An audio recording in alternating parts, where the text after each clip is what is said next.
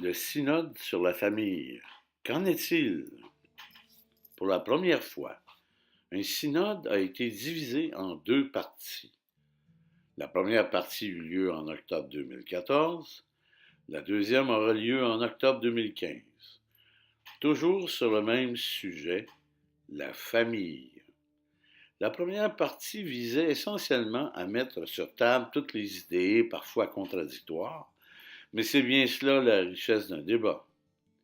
La deuxième partie tentera d'élaborer des avenues communes afin de remettre des recommandations au pape qui lui-même rédigera une exhortation apostolique, autant dire un rapport qui exhorte les fidèles, quelques mois après la fin du synode. Mais il y a eu un genre d'alerte qui excita une certaine partie du clergé et même des fidèles à la fin du premier synode. En effet, un vote concernant la possibilité aux divorcés remariés de communier, et ce, sur une base de cas par cas, où le résultat de ce dit vote montra qu'une légère majorité des cardinaux, 53%, était en faveur. Plusieurs catholiques s'insurgèrent contre une telle pratique éventuelle. Comme il est requis 66% des voix, la proposition ne fut pas retenue. Mais il y a tout de même une mince majorité et c'est ce qui en excite plusieurs. Voici en résumé les positions des deux camps sur ce sujet. Le camp des progressistes ou modernistes, qui affirme comme son plus grand défenseur, Monseigneur Casper, l'Église et sa doctrine doivent s'adapter aux impératifs de la vie moderne. Il dit plus précisément que l'Église n'est pas composée d'eau stagnante. Dans une entrevue, il a même affirmé que si on donne la communion à de grands criminels reconnus coupables et emprisonnés, comment se fait-il qu'on ne puisse pas donner la communion à des divorcés remariés?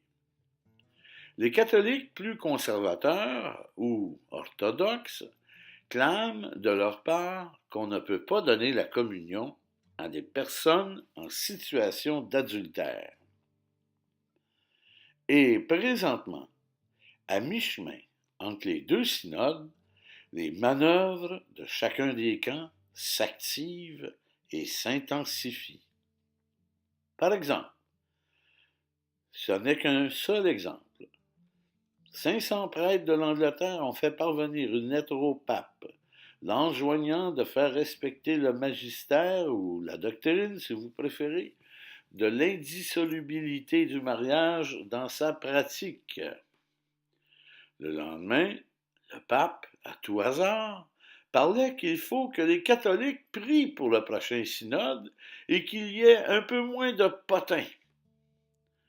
Le fer de lance des progressistes, le cardinal Casper, a pour sa part invité les catholiques à prier, en effet, mais aussi à faire des représentations auprès de leurs évêques respectifs pour lui communiquer leurs souhaits.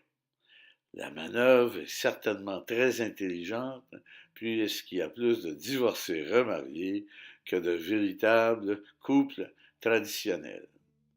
Et assez régulièrement, et assez subtilement aussi, les homélies du pape François appellent les catholiques à être miséricordieux comme notre papa au ciel l'est lui-même.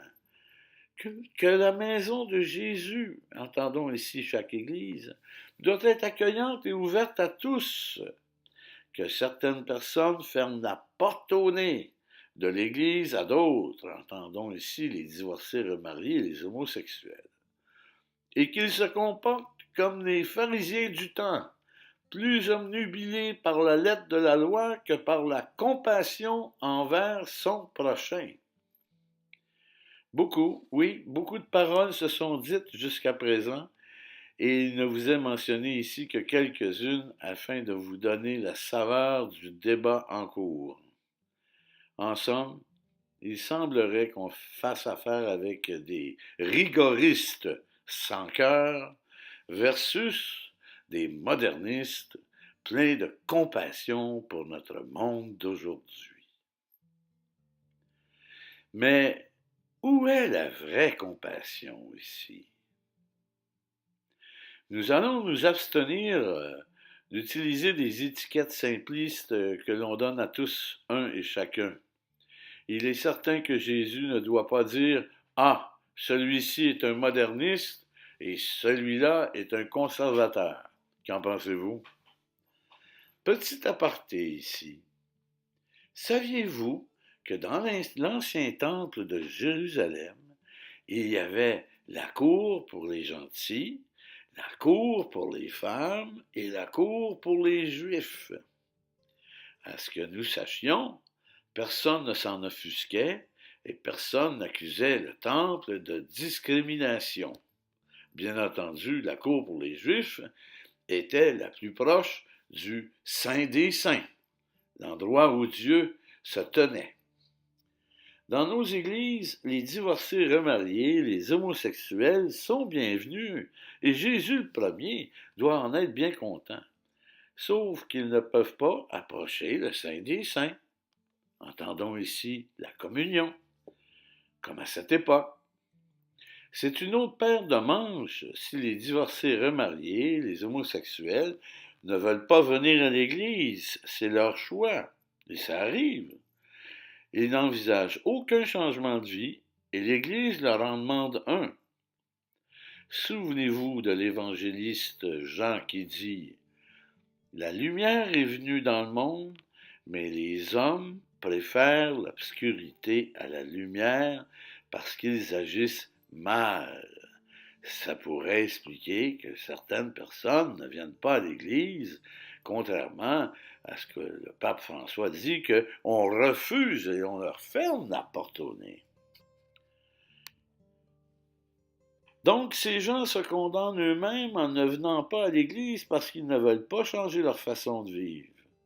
Plutôt, ils insistent présentement à ce que l'Église change.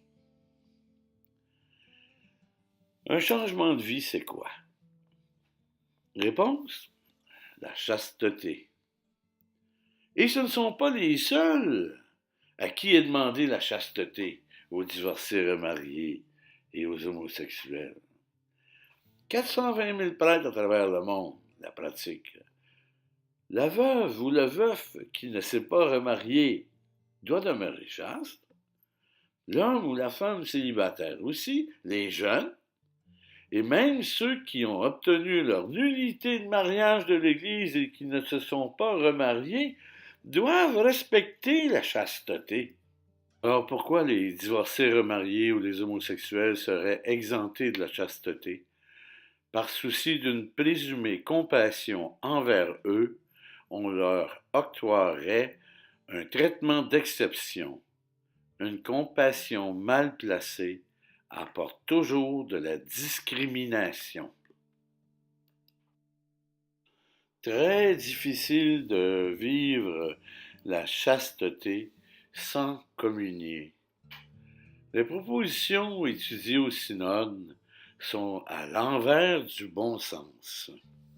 On songe à donner la communion à des gens en situation d'adultère, ce qui ne peut qu'aggraver leur cas, tandis qu'il faudrait insister sur la chasteté et la communion conséquente pour être capable de vivre ce nouvel état de vie. Tenter de vivre la chasteté sans communier amène souvent les gens à consommer des médicaments, de l'alcool ou à développer des manies.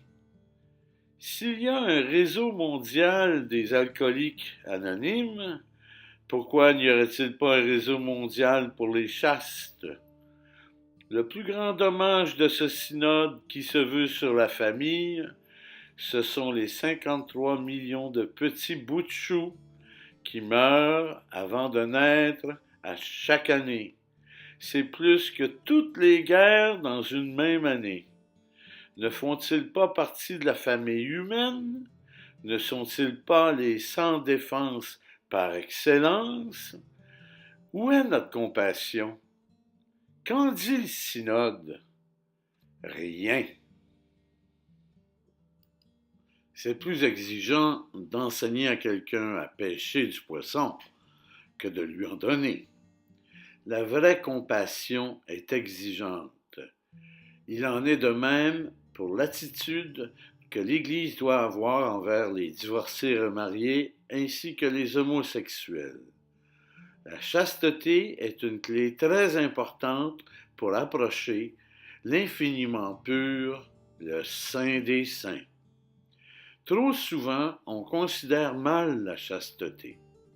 C'est une contrainte, une obligation, une règle, une imposition.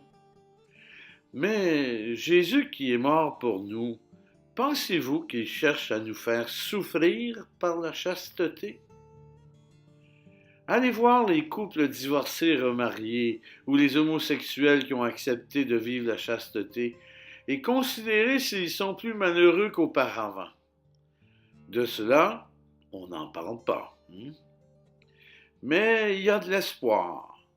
Le pape, au moment de faire cette vidéo, le 24 avril 2015, semble prendre, aux dernières nouvelles, ses distances du cardinal Casper.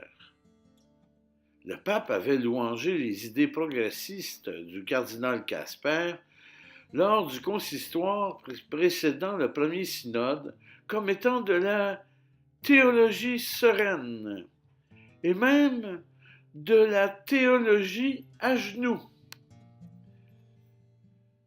Espérons que les louanges céderont place à des recommandations éclairées par l'Esprit Saint, que les catholiques prient à cet effet.